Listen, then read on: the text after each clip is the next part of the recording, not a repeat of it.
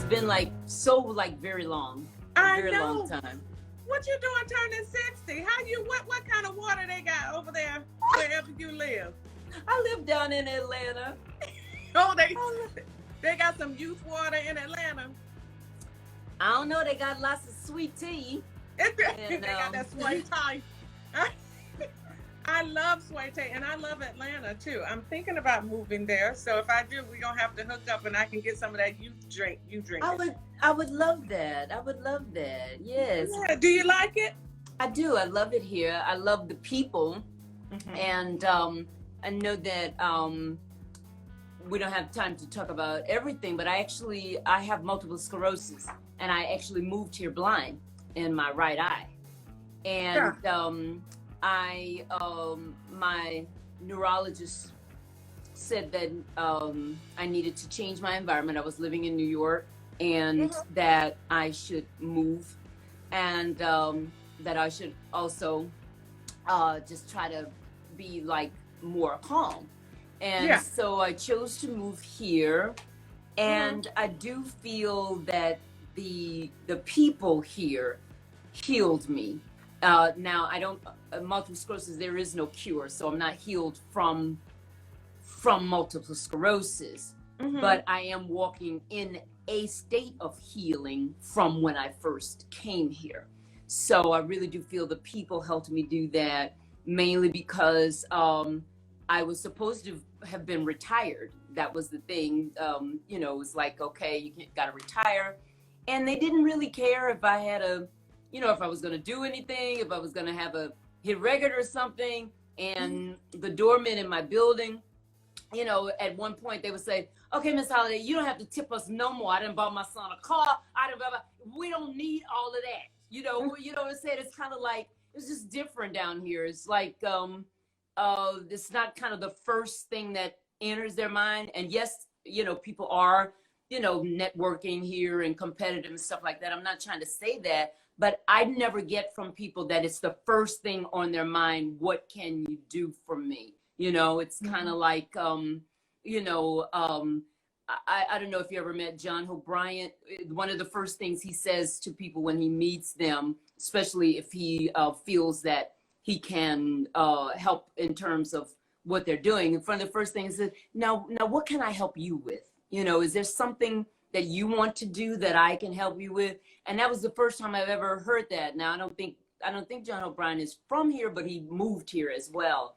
And that Mm-hmm. was one of the first things he said to me when I met with him. He's like, so what can I help you with? And I was like, and how much that costs? And how much that costs, baby? How much that costs? But it wasn't anything like that, Yeah. Are you Southern? Are you from I was born and raised in Texas, but I have spent most of my adult life on the East Coast, primarily in New York. Yeah. Yeah, Yeah. mostly like 30 years of my life in New York. Yeah. Hmm. It feels like home. Every time I come to Atlanta, it feels like home. And I'm It on the is East welcome. Coast too. It is just one of those welcoming places, where as soon as you get off the plane and you're just even walking through the airport and you smelling all that good cooking, I smelling know. all that good cooking, and you and I, we keep our weight down, so I'm a stickler about my weight, so it's like I have been the same size, for a very long time, Yeah. but I get tempted, honey. How do you do it? I just I I just discipline.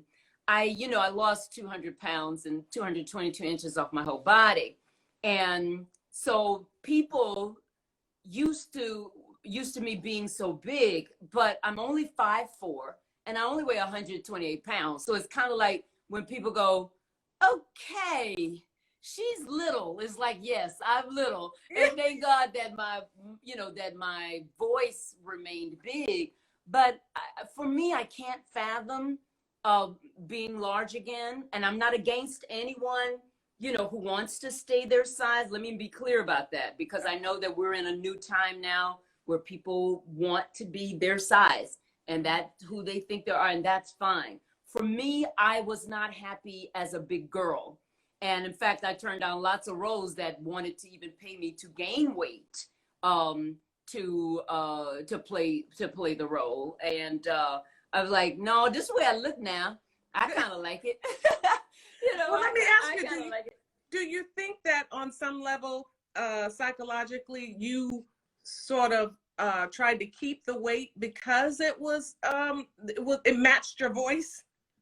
Well, I was told that. Barbara Streisand also told me that. Barbara Streisand told me, she said, Jennifer, don't ever lose weight because that is your identity. Because, when she was first coming on into the scene, they told her she needed to change her nose, told her that she was ugly and that she would not make it because of her nose. So she, relayed that message to me. But I was like, well, since I'm not a white girl, I don't think that I could just choose everything that I want to do. So I'm gonna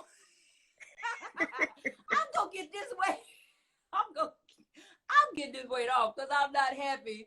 I don't want to be a big girl. It's like I didn't want to.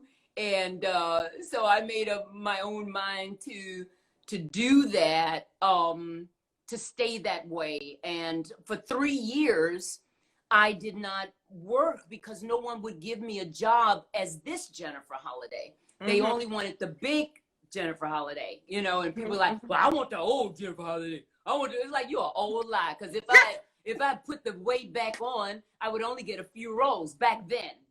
Now they got plenty of roles for everybody. You know what I'm saying? But back then, we're talking over 30 years ago, it just wouldn't happen, And so I finally, David Kelly gave me a job, and he put me on Ally McBeal, and he too also wanted the old Jennifer Holliday. So the secretary told me, she says, well, David really loves you, and he loves you and everything you've done, but he's concerned. He said you're like very small, so are you like a size 8? Are you still that way? Because I know people go up and down the way. I said, yes, I'm still small. I said, what is the problem? She said, well, he wants the old Jennifer. I said, you know what, ma'am, let me tell you something. Tell David Kelly I need a job. That I've been 3 years, I've been trying to get somebody behind me look like this. I can still sing. You're looking for Jennifer Holliday, you found her. I can still sing. You know what I'm saying? I said, so this is a bunch of BS that you all are talking about. If I was this size, you'd hire me. If I was the other size, you'd have some excuse too. I like the way I look now, but I also need a job the way that I look now, And I said, and I told her, I said, but I don't want to get you in trouble, but I'm just saying, if he's a good writer, if you think he can write good comedy or whatever, I mean, why he need a big girl to do the punchline anyway? I said, but anyway, I don't want you to lose your job, so you just tell him that. So she called me back. She said, Miss Holliday, can you be here Friday? Miss Holliday can be here Friday. Miss Holliday can be here Friday. Because you've done Effie both. You've done Effie. I've done it both. I've done Effie at the size I am now. And the very first time I did Effie at this size, I did wear a fat suit. After that, I never wore a fat suit again. I just figured if I'm supposed to be an actress, then let me act pain that doesn't just belong to overweight people. You know what I'm saying? Pain and rejection doesn't just belong to big girls. Otherwise, a lot of pretty women would still have men. And it's a lot of pretty women that don't have no man right now. Okay? So, so therefore, pain don't just belong to, people who are overweighted because they're rejected. So my sense of as an actress and what Effie is experiencing, although a part of it was the look of being overweight, but the hurt belonged to everyone. So I said, surely as an actress, I can find that, motive to get the point across, Yeah. So Atlanta healed you. How is your sight now? My sight is good. And I tell you, and I used to have a lot of pain, but I took up golf. And my neurologist said, and I didn't even know this, that with golf, almost like swimming, you use every muscle in your body. I didn't know that. It's like swimming. Yeah. And you also have to concentrate. So neurologically, MS is a neurological disease. of the brain. Mm-hmm. And so it keeps everything functioning, you know, and so I took that up, and I have way less pain in my coordination. But the greatest thing is that my sight did come back, and I have had less problems what we call flare-ups. We have a lot of flare-ups with multiple sclerosis, and we get stuck, what we call, like, we can wake up and our entire leg will not move. It's just kind of stuck, you know. And if it doesn't release itself, then we have to go to the hospital a couple of days, and they take care of it. But I have not had that here. I have found a great peace, and nothing against, you know, I was born and raised in Houston, Texas, and nothing against my home state or my home city. But sometimes if you're just led to a place of peace, and I came here really not having like a support system or you know, a lot of friends or anything, but I just felt peace here. I felt that this would be a great place to grow, if I could work some way. It was just now becoming an entertainment. It was just then becoming, you know, another entertainment hub. And so I said, at least I could be in a place. So if I couldn't travel or anything like that, maybe I could get an acting job, you know, on one of the sitcoms or things or shows. And so for myself, I just said, well, Atlanta makes sense to me. It also made sense economical wise. You know, you can get, your money goes a lot further here. You know, you don't have to be a millionaire, but it appears as if you are a millionaire. right. because it's just so much less, you know, expensive to live here. So all the boxes, you know, checked for here. You know, there are plenty of gorgeous men here. Oh, so you're dating somebody there? No, I'm not seeing anyone. And a lot of options. You got options. It's not, you know what? I fell in love with this guy. I really fell in love, but he wasn't feeling me. You know what I'm saying? It's like, you got to know when to move on too. It's kind of like, you know what? Oh, okay. I'm not it. Oh, okay. All right.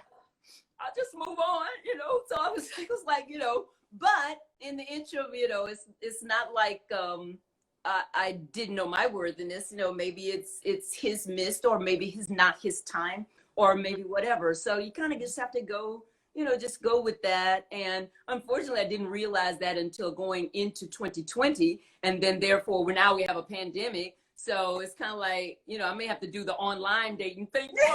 It's like, can we go to matchmaker.com or which one? You know, we're not going blackpeoplemeet.com. Blackpeoplemeet.com in the midst of the pandemic situation. You know what I'm saying? It's like, you know, then you have to meet them in social distance. Yeah, I'm like to meet them in social distance. I was like, God dog it. I was like, now I'm trying to, you know, just kind of trying to get over that one. And then now it's like we're in the middle, like, oh, I was like, I said, well, we're gonna have to go online, child. We're gonna have to go. Going on, honey. Yes, I'm all for it. You know, you said you were led to move to Atlanta. And when I read about you, because I mean, you know, let me just tell you that you have been an inspiration to me since Dreamgirls. Thank you. That I remember the first time I heard, and I'm telling you, I was driving. I was a new driver. You know, just getting my license, and I was driving and I had to pull over. I was just that affected. Okay. And so you said that you were led to move to Atlanta, but you also led to move to New York, right? Well, that was different because I was a young girl then, just a teenager when I moved to New York to do my first show, which was called Your Arms Too Short to Basugat. Only 18 at that time. And when we were on Broadway, that's how they saw me for Dreamgirls. I was already on Broadway in Your Arms Too Short to Basugat at the Ambassador Theater. And at that time, 18, turned 19. And at the same time in Cleo Von Derricks and I were doing the workshop of Dreamgirls from 10 to 6 p.m., take our dinner break, and then we would do Your Arms Too Short to Box with God at night from 8 to 11. And that was our life for a long time. Yeah. But we were creating something. I had never been a part of a workshop before or whatever. And I was kind of following him, and he was like, I think this would be a good thing for us to be involved with. I was like, okay. So I didn't really, I don't know, so I do feel that I'm a reluctant star, but I am a definitely guided star, meaning that I do land up following good people. So I followed Cleavon to Dreamgirls because he was like, yeah, let's go. And I was like, hey, all right, you know what I'm saying? Yeah. And then because I do kind of follow leads or follow a gut instinct or something like that. Don't do a lot of planning, and I don't do really a lot of dreaming either. But I am able to recognize something that's good, people that are good, and situations that feel good to me. Oh, that's a gift. That's discernment. That's good. Discernment. So when at 18, you're doing Arms Too Short to Box with God, you go into Dreamgirls, and then you have an amazing career in between, and then you go back to do Color Purple. How different first of all, congratulations, Shook Avery. Thank you. Thank you. How different did Broadway look to you when you went to do The Color Purple from the 80s when you were doing Arms Too Short and Dreamgirls? Was it a different scene? Well, Broadway was definitely a different scene because I had to audition. For The Color Purple? I had to audition for The Color Purple. Okay. Girl, stop. Yes, because number one, I am the oldest woman to ever play Sugar Avery. Yeah, I was 54 years old. And so I did have to audition for John Doyle, who I did respect a lot, but at the time kind of said he was unfamiliar with my work or my growth or whatever like that. And so everybody was really, everybody was pissed. They were like, you shouldn't go and you shouldn't audition and John Doyle and blah, blah, blah, blah, blah, whatever. But I knew even though he kind of made it like he didn't really know my work or what I've done, I knew his work. So I kind of put that behind me because I think that the risk back in the old days, a lot of Hollywood actresses auditioned for directors and producers because they wanted the role, including Betty Davis and a whole bunch of others who said, I'll do a screen test. Yeah, because I want that role. So my thing, I had seen The Color Purple with Heather Headley in the role of Sugar Avery Revo. And I was so moved by the production because it was a stripped down production.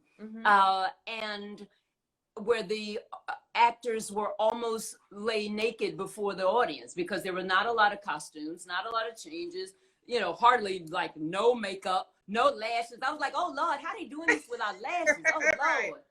Oh Lord. I was like, well, can Suge have lashes or what? Please, Lord. So my thing was like, I don't know as an actor if I have what it takes to do the role without a lot of songs because it was only a couple of songs. So my thing is like, I really am very interested in trying to do this. So I auditioned and, I did get hired by John Doyle and the other people who matter, in terms of choosing.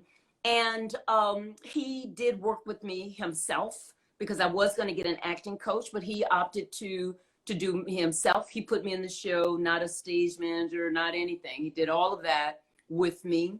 And it helped me to grow. It's an experience that I'll never forget.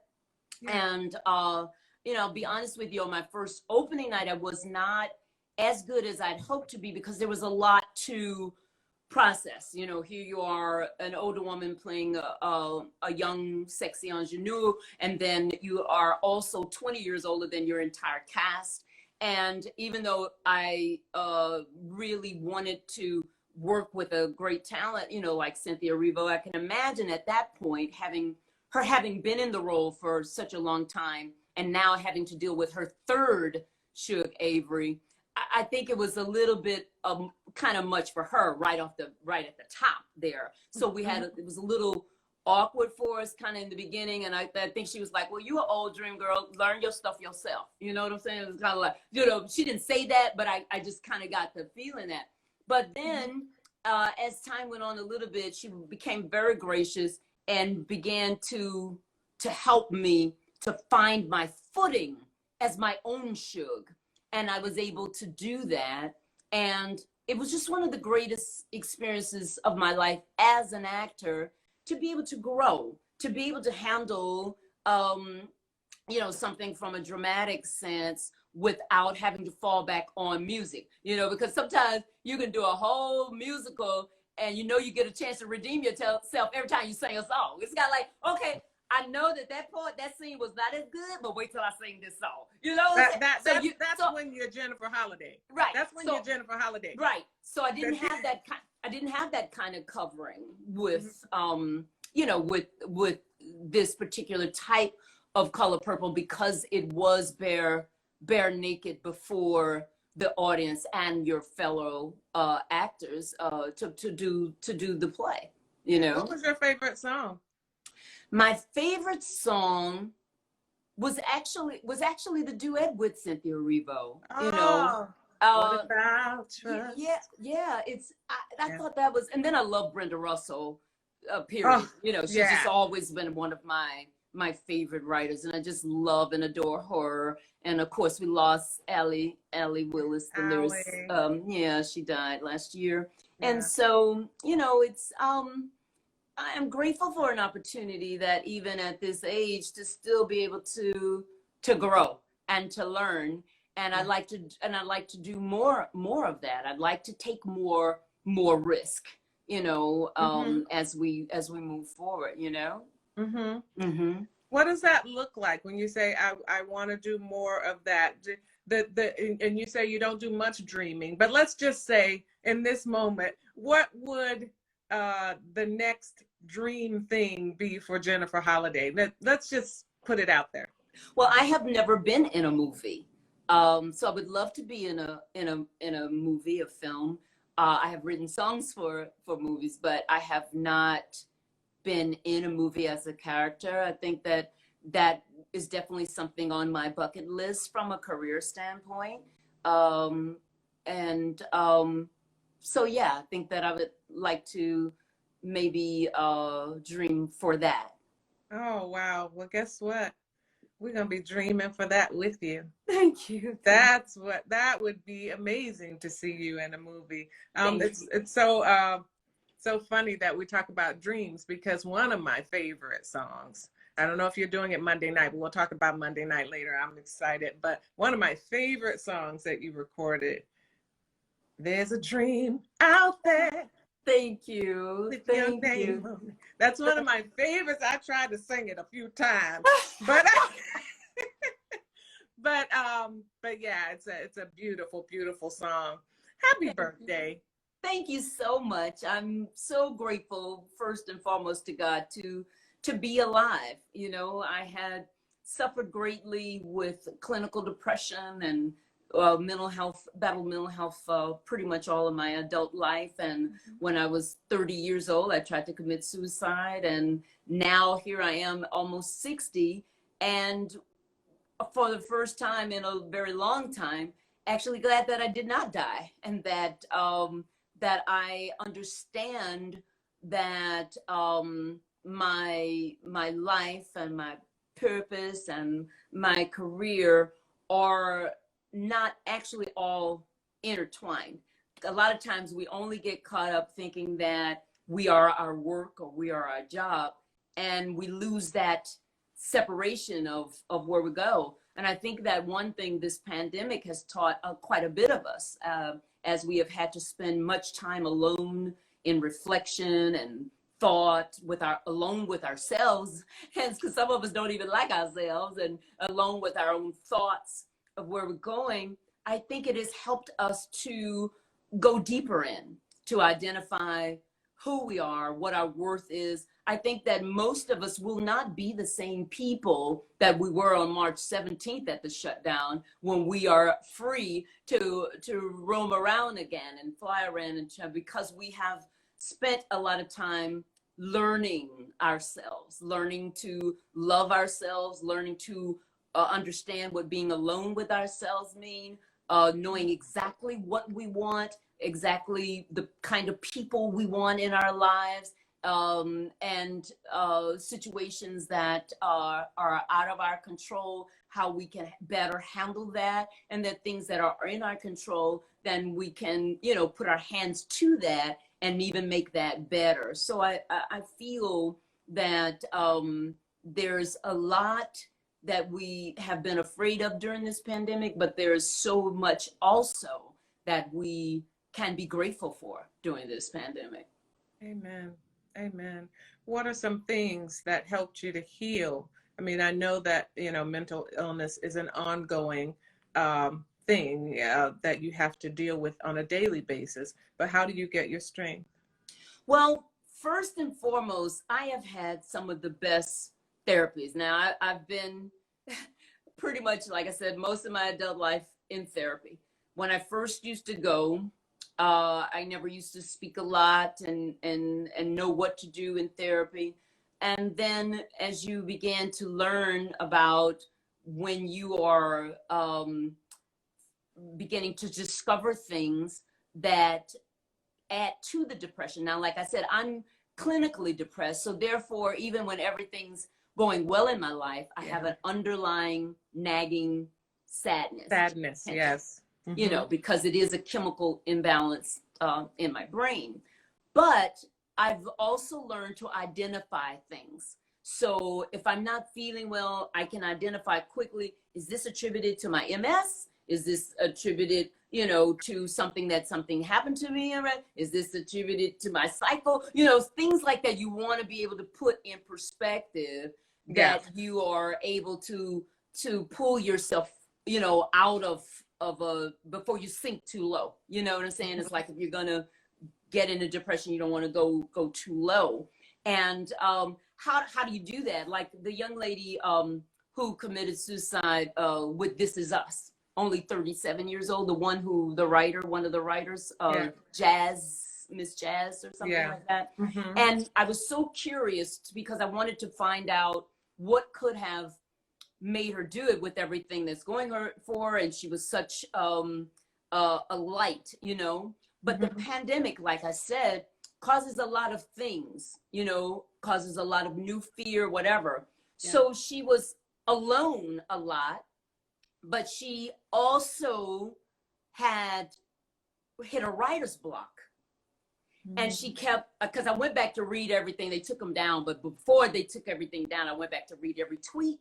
I went back to read every post, because I wanted to see what was leading up to there, how we missed it. Now, I wasn't a friend of hers, I don't know. And not to blame any of her friends or family, because that's not what I'm saying. We're good at hiding what we hide. Yeah. But I did want to know what was leading up to there. So she had a writer's block. She was beginning to question herself about her ability to do what she was doing. She also began to do some social wine drinking, which also can wine is not a pick-me-up. Wine is actually the downer. Alcohol is a downer. Everybody's like, child, let me have a drink. I need a pick-me-up. No, alcohol is a depressant. It is not an upper. That's your mind wanting to drink. You just want to drink. You know what I'm saying? Right. You know what I'm saying? Like Atlanta, they love to drink. The baby brunch is now been moved up to 10 a.m. because they just want to start. They want to start early. Mm-hmm. But I don't drink or anything like that, because they do add to cloudiness of thought. Yeah. And so she began to do that, and then she just didn't know what to do with herself. She started trying to cook, and she was like, okay, I don't know what I'm cooking tonight. I'm trying to do this and stuff. So here, if she was a reality show, we would be in horror to watch her deteriorate in front of our eyes in terms of her inability to cope with being shut in, being alone, not an extrovert, not being able to be social. Right. And she just, I don't know, she just went away. So for me, I think that me being able to go back to a lot of my therapy, pull things that I've learned, and I've been very fortunate when I've been able to afford a $300 therapist or a $50 licensed clinical social worker. Someone to talk to is someone to talk to. An excellent, source of helping you navigate your own mind and negotiate with your own mind that you are worth being here, and that you have a lot of things, some people's childhood still affects them today that causes to their depression. So it's a lot of things that we have to unpack, that because we live in such a busy world and we have in one way, it was good that we slowed down because we were trying to create an eighth day. That's what we were trying to do. Oh yeah, we were on our way. We were on our way trying to create an eighth day, as if there weren't enough hours, if there weren't enough, whatever. And, it's like we were packing things in, packing things in because we didn't even want to confront our own selves or our own lives. That's why I think a lot of divorces are happening now, because people didn't even have to go home till 8 o'clock, because they could just lie and say, well, I was at the office and then I was busy. And then they could just lay down and then go back to the office. It's like, okay, you got to go home now, huh? You know what I'm saying? Got to go home now. Yeah. So I think that we have spent so much time running from ourselves and from our situations and packing on as if we need more things, as if we need more money. And yes, money does help us get to stuff. I wish that I was wealthy, just in terms of being able to help more people, but I don't know at what cost. We need to look at all those things, or our excuses that we give, and I do think that we were filling up so much of our time with just stuff that we did not, and I don't have children, but I can imagine that parents having to actually relate to their children and find out and whatever, and going, you can't just say, go look at the internet or go pick them up, or honey, you go pick them up and you go take them to the sports game. And, just our lives so busy and congested. I think that some of this has done us some good, and some people may beg to differ with me, but I feel that if we look for it, that there has to be. And I also say that God's message for us is for everybody. It's not just for evil people. I think that everybody's like, oh, this pandemic happened because of this, and this one, blah, blah, blah, blah, blah, because this one is evil, and this one shouldn't have did that, and the people did blah, blah, blah, blah. It's like, yeah, but not yeah, because I think that God is speaking to all of us individually. Because there is some things, and I don't know numbers of scripture, but there are things where it says, go into your secret closet, and pray and spend time and stuff. And I think that when you are in our aloneness and our silence, that we can hear clearly if we want to hear something. You know what I'm saying? If we want to hear a word, we can get a word out of this. If we want to get some kind of direction, we can get that without saying that all of our problems are because of evil people. Evil people been around a whole long time. A lot more evil people than the ones we experiencing right now. You know what I'm saying? So there has got to be not just a message for evil people. I think that there's a message for Christians. I think it's a message for women. I think it's a message for all of us individually, that we can take this time to move forward with our lives. Absolutely. You don't have a global pandemic, and it's not meant for everyone. Thank you. Yeah. Otherwise, why would it be global? Exactly. We all can learn from it. Yes. But your voice has been, it's the type of voice that it changes lives. It heals. When you sing, people feel better. They feel differently. They're healed. Has that ever been a burden for you? Have you ever felt like, oh my goodness, this is too much for me to carry? Well, it was a burden when I was a young girl. Well, I'll tell you that. because number one, I started singing late. I started singing around 9 years old, but I had a very soft voice. And because I used to have a lot of uh, ear, nose, throat problems. So down south, Texas, Midwest, South, they have a lot of, things that are taboo. So my mother never would remove my tonsils because it's supposed to be bad luck and not supposed to take nothing out. So one time in school, my tonsils had swollen up. I couldn't breathe or anything like that. So my mother's like, listen, don't tell nobody, but we're getting these taken out. So we get them taken out. I'm at age 12. Here's this voice. My big old voice. I just started singing the choir, and it was like at age 12, and there's this voice.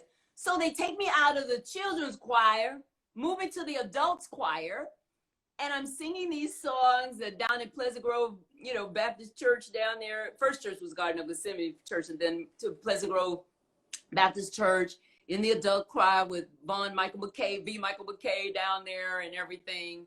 And I felt burdened then because I would be singing and adults would be crying and shouting and everything, but I didn't know why. I knew that I had a voice, but I wasn't singing for them to cry. I was singing because the choir director chose me as the lead singer of this song. So I would just sing from my heart, but I did not know why. And I felt that was burdensome. So I didn't want to be a singer, actually. That was not my choice. My hero was Congresswoman Barbara Jordan, who served in our district. Yeah, served in my district. So I wanted to be like her.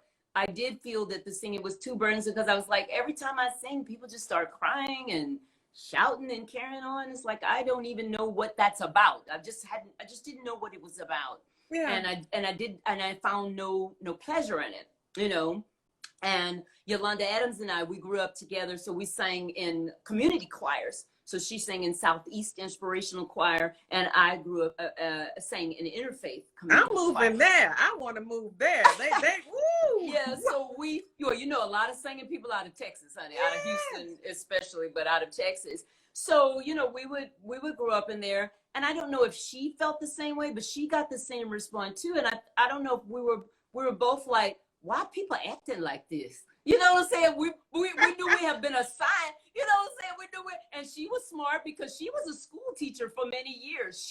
Nor did she choose either. So both of us didn't choose right away to be entertainers or to have that goal. She was, education was important to her, and community and law was important to me. So it's amazing, so that's the only time that I felt it burdensome. Now I'm very grateful that I do have an instrument that is a source of healing and comfort and inspiration, and that brings joy when people hear my voice. Yeah, and they're going to hear your voice Monday night. Yes, for my first virtual concert, my 60th birthday virtual concert. And it's also going to, portions of the proceeds will go to benefit the AIDS Healthcare Foundation, Black Leadership AIDS Crisis Coalition, for a subsidiary program that they have called Healthy Housing Foundation. And they are providing families who are low income to go from homelessness to housing. And the program has only been around for 2 years, but they have been able to provide as much as 1,000 individual homes for families. And they just want people to know that they have the resources available to help people move into housing, and they want to do more. I have been friends with the AIDS Healthcare Foundation for many years, done many events for them, and an AIDS advocate for nearly 40 years as well. So yeah, it's a good fit. You've always been a friend to the LGBTQ community. How did that relationship start? Well, my great love affair with the LGBTQ community came about through Dreamgirls. because I think at first, it being such a phenom in the sense where people would do us in drag or produce, you know, do our songs or things like that. And then it did take a sad turn because it was also the beginning of the AIDS epidemic at that time, where it did not have a name. It was called the gay white man's disease, but yet people were dying every day. Devastated Broadway took many of the lives of the male chorus members of Dreamgirls, as well as the lives of the creative team of Dreamgirls, Michael Bennett, the director, Michael Peters, choreographer, Tom Ian, the writer, Teddy Azar, the name goes on. So it's always, I think, been that kind of bond through sadness, you know, and then I think with me too personally, a lot of people identifying with Effie in terms of a rejected person. And back then, when you're looking almost 40 years ago, a lot of homosexuals, you know, gay men were married and had wives, not because they wanted it, but because they thought that that was the life that they needed. So a lot of people in the closet, a lot of people afraid to come out, a lot of people, you know, being rejected when they come out, a lot of families not, you know, wanting them. So I think that Effie registered with them in terms of pain of rejection. And so I think it's a lot of reasons there. And then after that, you know, they just remained faithful and loyal to me. I didn't have to have a hit record to go and perform for them. And even when I was at my lowest point, I was able to go and work at wet bars at 3 or 4 o'clock in the morning. They would pay me, they would not disrespect me, you know, and kept me working so that I could keep my dignity and continue to you know, some prosper somewhat even without, you know, a hit record all the time. So, you know, that community, that community did that for me. And I guess I'm also a rite of passage passed down from generation to generation. So I guess every young male that coming out is like, okay, you got to know Jennifer Holliday. Do you know about Jennifer Holliday? Okay, Google her, because if you coming out, that's going to be on your test. Okay. You got to know Jennifer Holliday. You got to know woman's got the power. And I'm telling you, okay, because she's okay. All right. Yes. A couple of things you need to know. Yes. We love our family. Yes, we do. So in 3 days, let's see, what's Friday, Saturday, Sunday, but 3 days. Yes. You're going to do your first live. This is not a living room concert. This is a full out with the live band and costume changes and everything. It's going to be also from a beautiful theater here in Atlanta called the Brunner Center for Performing Arts. And there are just so many beautiful venues here as well in Atlanta. So I wanted it to be sort of like a theater production, not even knowing that Broadway would be, you know, shut down again to continue its thing. But I don't know, I just kind of had a feeling from my own self that I wanted to kind of return to that feel as if I was on a Broadway stage, you know. Yeah. Can you give us a little tease? Are you gonna do And I'm Telling You I'm Not Going? Of course, girl, of course I'm doing And I'm Telling You Not. I can't go anywhere without singing And I'm Telling You I'm Not Going. I can't get out of Target without singing And I'm Telling You I'm Not Going, okay? Before the pandemic, if somebody saw me in the line, they go, oh my God, it's Jennifer Holliday. Do you know you Jennifer Holliday? Yes, I know I'm Jennifer Holliday. Okay. Can you sing? Can I call my daughter? Can you sing to her? Can I sing to her? Okay. Put it on. Put the phone on. I mean, it's like, I have to sing And I'm Telling You. Yes, I can. It's my get out of jail card. I must always sing And I'm Telling You.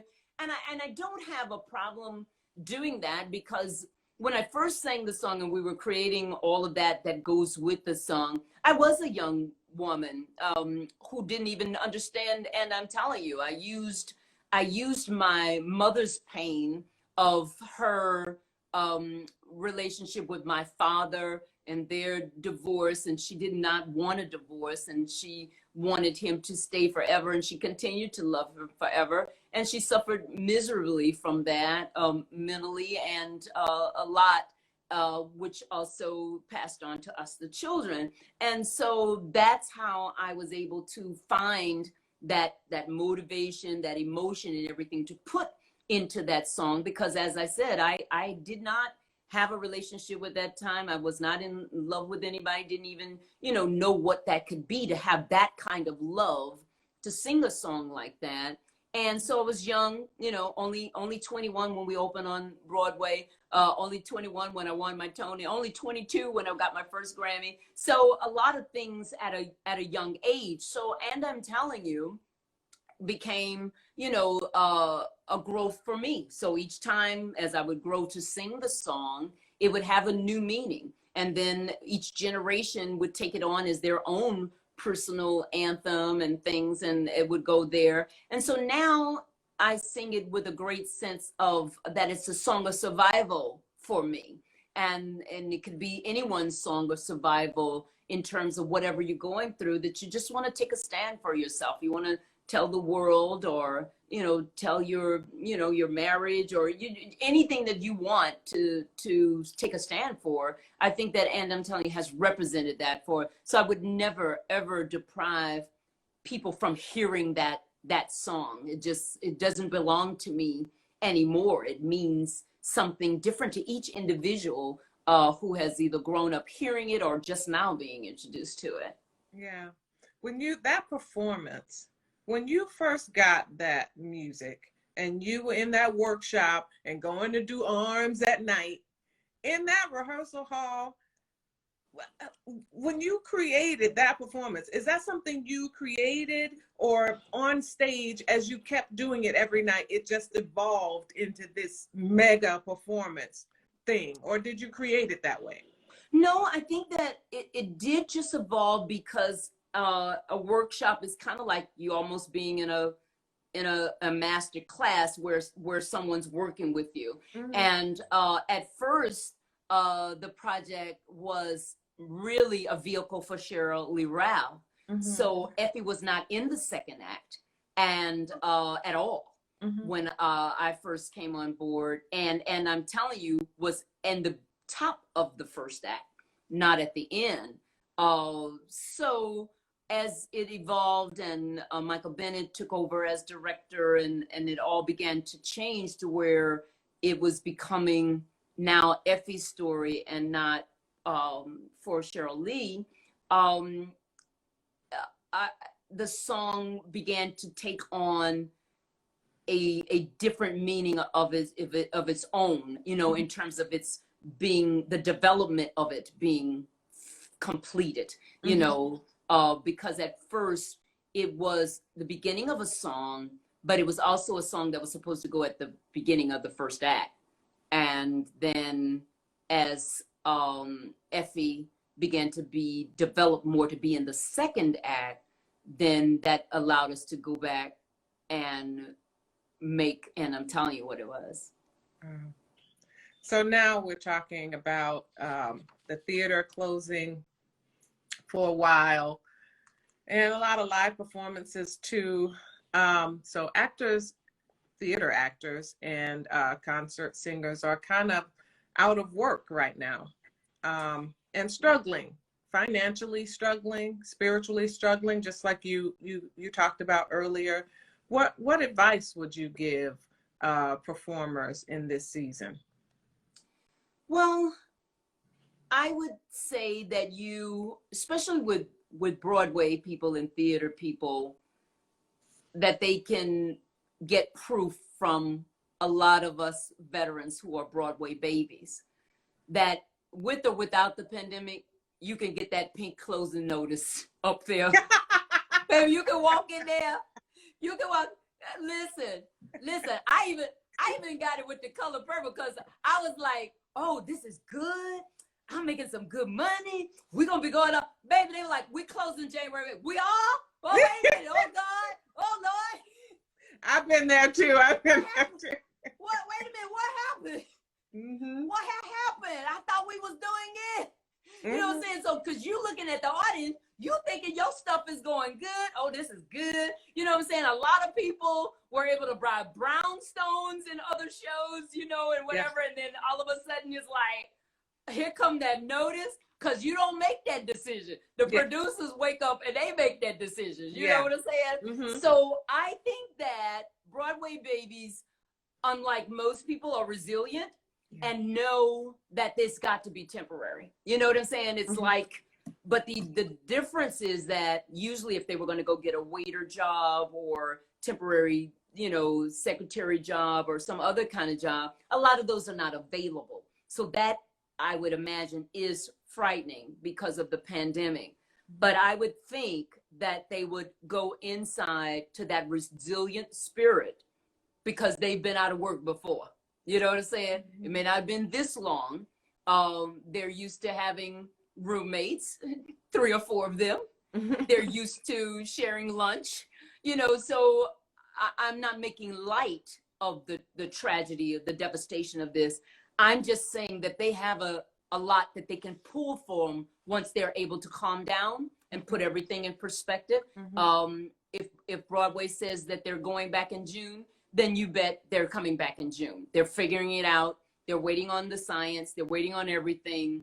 But if not, even if not every show survives, there will be some show that will survive, and there will be some new shows that will be birthed out of this. Something will be written, something will be brand new, something will be explored. So I say to my Broadway babies, you know, you just hold on. And even my concert, I'm giving a portion, also giving a portion of some of the proceeds to Feinstein's 54 Below, to the wait staff there, because I love them, and I'm supposed to be performing there like we were supposed to be. We've moved the date so many times now. And so just hoping that we can do as much as we can to help everyone get through this, because we can get through this, you know, together, collectively. And that's what we have to aim for, you know? Amen. What keeps you up at night? Nothing keeps me up at night, only because I can't control everything. Now, of course, if there's a loved one or a friend that's ill or somebody's having a problem, of course, I'm happy to stay up and comfort or sit all night or talk all night or things like that. But a lot of things you can't control. You know, Anita Baker and the Winans had a song called "Ain't No Need of Worrying About What Tomorrow's Gonna Bring." It'll be all over in the morning. You know what I'm saying? Sometimes I just have to say, you know, wait till the morning, because sometimes that's how God works. It'd be like at nighttime, you know, this can happen. Then you wake up in the morning and all of a sudden things start happening or moving, or something comes to your mind that you can rescue your own self, or someone comes along to help rescue you. So I for those who, like I said, I don't know numbers of scriptures, but I know scriptures where, you know, it says weeping may endure for a night, but joy comes in the morning. Now it may be a long night, but there is morning, and there is sun. And I tell people all the time that hope has not been canceled. Our how we put this all in perspective, and our calmness through this, as we are, you know, trying to renegotiate our lives and our situations and navigate through all around, up, down this pandemic. I think that that's where we go. So nothing keeps me up at night, not meaning that I'm fearless, I'm so strong, I'm so bad. It's just that it's a whole bunch you can't do nothing about until the morning. You know what I'm saying? It's like, you know, I was telling somebody, I was like, oh, is Monday a holiday? Okay, well then we can't do nothing to Tuesday. Can y'all just don't bother me, please? Because, you know, some stuff we can get done, but some stuff we can't. So why you asking me about that today? Why you asking me about that today? You know what I'm saying? So it's like a lot of things that I think on that regard, that we have to learn how to let go of stuff that we cannot control, and that we can put our hands to, then we can just pray that we can make that better and make it turn out.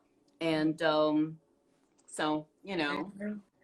So Monday night, y'all, October 19th, the tickets are $20, $60 VIP. Some of y'all can do the VIP. Yeah, $60 VIP virtual meet and greet if you'd like to say hello to me, and you know, virtual meet and greet. And so we do Zoom calls, and you know, I guess you can take a picture with me. I've seen people take pictures on Zoom, so you know, so you can to do that. You know, that's kind of like how can they get the? I'll post it.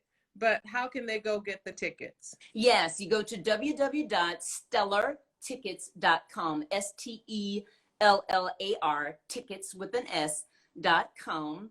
And yeah, and it's also going to stream through the Stellar Tickets platform.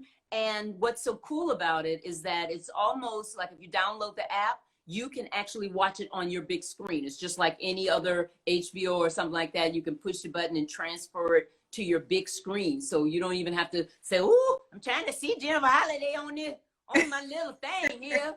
What that she got on? What she got on?" You know, so you can just put it on your big old, you know, you can put it on your big old TV and everything. It's a new platform. And but I have enjoyed, you know, trying to put all of this together, and I think that it will, you know, I think that it will be exciting. And when I stand to sing, I feel that I will be standing to sing to represent all of us, so many of us out of work, who we need our audience, we need our fans in order to work. So there won't be an audience there, of course. I'm not going to use any dummy applause, because I kept thinking, I said, well, what if I want to give myself a standing ovation though? Where that button at? Whatever, you know what I'm saying? Whatever, how that's going to sound? They be like, did Jennifer Holliday just give herself a standing ovation? You know, we'll be doing it in our living rooms. We'll be doing it in our living rooms. So we won't have any dummy applause, you know, or anything, but I'm going to sing, you know, be singing from my heart. And I'm going to just hope that they can feel that across, you know, the internet. And that's why I wanted to sing from a theater and not a, you know, a cabaret or a nightclub. I really wanted to just let my whole full voice envelop the whole place, and hopefully reach out and touch, you know, the hearts of all of you. Yes, you are celebrating your 60th birthday by giving back. By giving back to all these organizations that mean so much to us. And then not only giving back financially, but giving your gift of song and your voice. So we appreciate it. We are going to be watching. I'm going to be posting about it. You guys, I'll post the flyer so you can see where to get your tickets. I'm so excited. And I thank you for doing it, for using your voice this way. Thank you. Thank you so much for having me and sharing me with your audience. And I'm going to hold you to that. Even if you don't move here, you know, I would love to, you know, to have lunch with you or dinner with you. And I know that you're here quite a bit. So, you know, I would just. The next time I'm there, I'm going to reach out. I am. Okay. So you can help me pick neighborhoods where we can move. I would love to do that. I would love to do that. Okay, I love you. You have been such a blessing. And I have to tell you, we're not going. Your fans aren't going. We are not. We are singing, and I'm telling you, we're not going. We appreciate your longevity. We appreciate the fact that you still look 12 and you're 60. And yeah, so just thank you for all the years. Thank you. Yeah, I know it hasn't been easy a lot for any performer. It's not, but you hung in there so we can experience Monday night. Thank you. Thank you so much. All right, sister. Have a good day. Talk to you. Mwah. Mwah.